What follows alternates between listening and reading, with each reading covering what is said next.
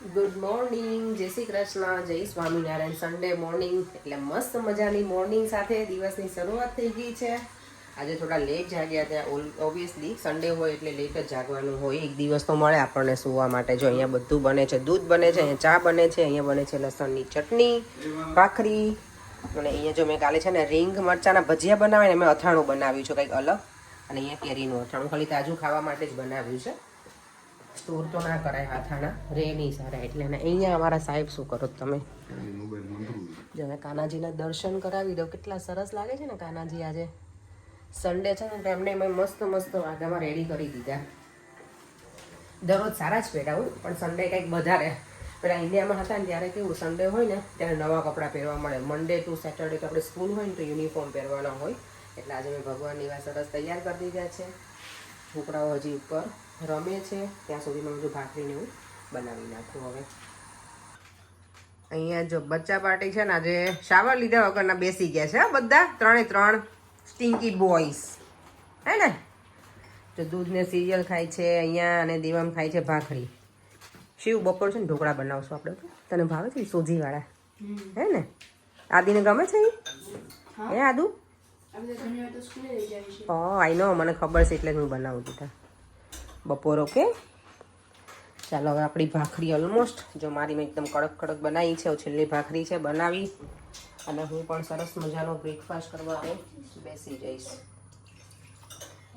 દૂધ ગરમ કરીને વાસણને ઢગલો થઈ ગયો પાછો મારે. બ્રેકફાસ્ટ કરીને પરેંગ અને ગિરીશભાઈ બંને તો નીકળી ગયા છે ક્યારના. છોકરાઓ જો ટીવી જોવે છે. એ લોકોને ટીવીમાં એટલી મજા પડી છે ને. આમ જો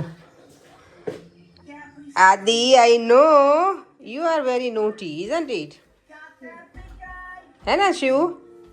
આદિ નોટી છે કે નહીં? જોયું તે જો એને ટેબ્લેટ બંધ કરી દીધું હું આવી ને એટલે જબરો. આ શું જોવો તમે? ઓકે ચાલો જો આજે સન્ડે વોક કરીને અમે જઈએ છીએ. નોર્મલી સન્ડે છે ને વોક કરવાનું આવે નહીં, પરેંગ હોય ને એટલે. પણ આજે પરેંગ છે નહીં અને છોકરાઓને ચલો થોડી વાર ટીવી નકરું જોવે છે ને ક્યારના એટલે બધું બહાર લઈ જાઓ તો એ લોકોની મજા આવે. આદિ યો કે દેવમ છે ને જો શિવ અને આદિને એની સ્કૂલ બતાવે છે. શિવ તને કેવી લાગે દેવની સ્કૂલ? સારી છે. આપણી પાસે તો એવી કાંઈ નથી. આપણી પાસે એવું કાંઈ નથી તો શું કરશું આપણે હવે? જો માર્કેટમાં છે ને પહેલી વખત અહીંયા આવી છું. અમારા ઘરની નજીકનું છે ને એમાં નોર્મલી કેવું અમે કારમાં હોય ને ત્યારે જોવું ખરી પણ અહીંયા વિઝિટ નથી કરી. આજે એવો સન્ડે છે કે આજે છે ને પરેંગ નથી ઘરે અને હું એકલી છું એટલે નીકળી પડી છું છોકરાઓ સાથે. જો બેગ્સ ને સારું છે.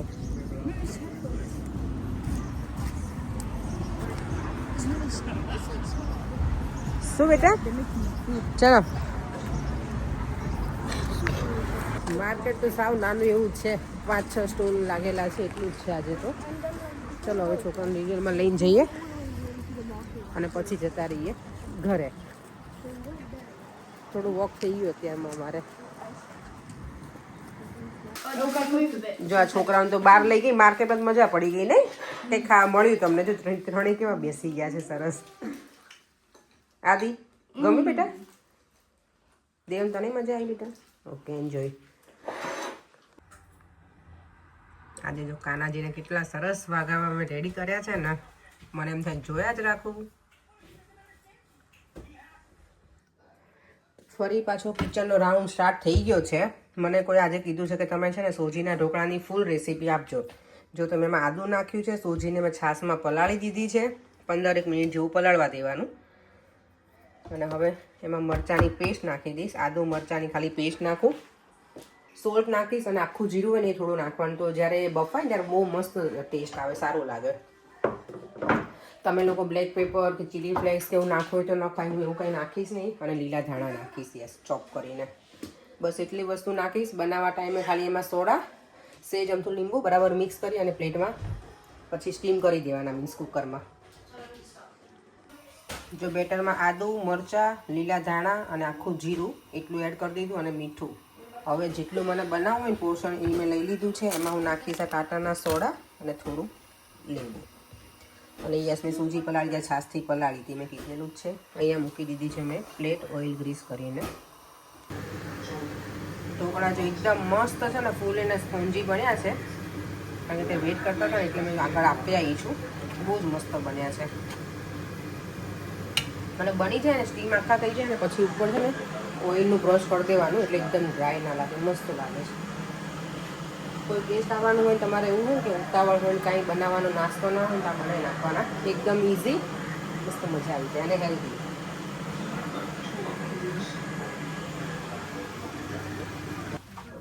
બાય બાય છોકરાઓ, મજા આવી ને બેટા? સારું આવજો, ચલો બાય. આવતા વીકમાં આવજો ગિરીશભાઈ. દેવામ જો ક્રિકેટમાં જતો રહ્યો છે, ગિરીશભાઈ એ લોકો નીકળી ગયા ને અમે પહોંચી ગયા છીએ B&Qમાં જો. ત્યારે હજી ઘણું બધું વસ્તુ એવી છે ને કે લેવાની છે તો લઈએ, પણ લાઇટ લેવાની છે, લેવી છે અહીંયાથી સ્પોર્ટ્સ માટેની. કોઈએ મને છે ને પૂછ્યું હતું કે તમારું જે કટર છે ને એ જો અમારું આ બ્રાન્ડનું છે, નિન્જાનું. અમે લોકોએ કોસ્કોમાંથી લીધું હતું, પણ અહીંયા હોય છે કરીઝમાં તે બધું. અત્યારે જો સાડીનો ખજાનો લઈને બેઠી છું. મારા બેબી શાવરમાં જવાનું છે ને તો કઈ પહેરીશ એ હજી નક્કી નથી કર્યું. વિચાર કરું છું કે કઈ પહેરું. મને આ ઈચ્છા છે, અમારી સગાઈની ચૂંટણી છે, મારી એન્ગેજમેન્ટની, પણ મેં બ્લાઉઝ આ વખતે અલગ કલર લીધો છે, એટલે લેટ્સ સી હવે આ પહેરીને જોઈશ કે કેવું લાગે છે. પરેંગ આજે ઠકવાડી દીધા ને પરેંગ. આજે તો અમે છે ને ડિનરનો વિડીયો મેં નથી લીધો, કારણ કે અમે કંઈક પાણીપુરી જ ખાધી છે. આજે સવારે ભાખરીનું હતું, પછી પાછું બપોરે ઢોકળા બનાવ્યા હતા, પછી કંઈ ભૂખ હતી નહીં તો પરેંગ કે પાણીપુરી, અને પાણીપુરી તો ઓબ્વિયસલી મને તો બહુ જ ગમે બીજા દિવસે, એટલે મારે તો ખાવાની જ હતી, પણ પરેંગે એવું જ કીધું કે મને એ જ ખાવી છે. દેવમને આજે એવું જ હતું, ચાલતું હતું, એટલે એને ડિનર જ અત્યારે તો એણે નહીં કર્યું કે મને હવે ભૂખ નથી. ક્રિકેટમાંથી આવ્યો ને પછી એને સૂજીના ઢોકળા અને ટોસ્ટ ને એવું ખાધું હતું, એટલે આજે અમે છે ને પેટમાં બહુ બધું અલગ અલગ નાખ્યું છે. અત્યારે પછી ટીવી જોઈએ છે. કયું મૂવી છે કે સિરીઝ છે? કઈ સાઉથ ઇન્ડિયન. પરેંગને બહુ ગમે સાઉથ ઇન્ડિયન જોવું. અને આજે કોઈની કોમેન્ટ છે સીમા મહેતાની કે તમારું રોટી મેકર કઈ કંપનીનું છે અને ક્યાંથી લીધેલું? તો રોટી મેકર છે ને પિકાસો કંપનીનું છે અને ઇન્ડિયાથી અમદાવાદમાંથી લીધેલું છે. કેવી પણ જગ્યાએ મળી રહી છે પિકાસો કંપનીનું. અને ઘણા બધાની કોમેન્ટ છે કે પાણીપુરીની રેસીપી આપજો પૂરીની, તો મેં મારા અગાઉના વિડીયોમાં બહુ બધી વખત શેર કરેલું છે. આ વખતે તો મેં નથી વિડીયો લીધો, કારણ કે મને એવું થાય કે મેં આપેલું છે ને પહેલાં, એટલે તો એની હવે ફરીવાર બનાવીશ તો પાછું ફરીવાર તો ઓલું કરીશ, શું કહેવાય, વિડીયોમાં, તો તમે જોઈ શકો. અને આજે આ હોઠ આવે એવા સુકાઈ ગયા છે ને આખા. પણ હા, હમણાં મેં જીકેમાં વાંચ્યું હતું જનરલ નોલેજમાં કે આપણું શરીરનું કયું અંગ એવું છે કે જ્યાં પરસેવો ના થાય? બોલો, ખબર તમને? નહીં? ઓકે વ્યુઅર્સ, કોઈને ખબર હોય તો આન્સર કરજો. હું કાલના વિડીયોમાં જો મને યાદ આવશે ને ક્વેશ્ચન તો હું કહીશ તમને લોકોને. મને ખબર છે, મેં વાંચેલું છે એટલે મને ખબર, બાકી મને નહોતી જ ખબર, તો હું કાલના વિડીયોમાં કહીશ તમને. ચાલો એ સાથે હવે આજનો વિડીયો એન્ડ કરી દઉં છું. ફરીથી મળીશું કાલે નવા વિડીયો સાથે. બાય બાય, જય શ્રી કૃષ્ણ, જય સ્વામિનારાયણ. અને જો વિડીયો ગમ્યો હોય તો લાઈક, શેર અને સબસ્ક્રાઈબ કરવાનું ના ભૂલતા. બાય.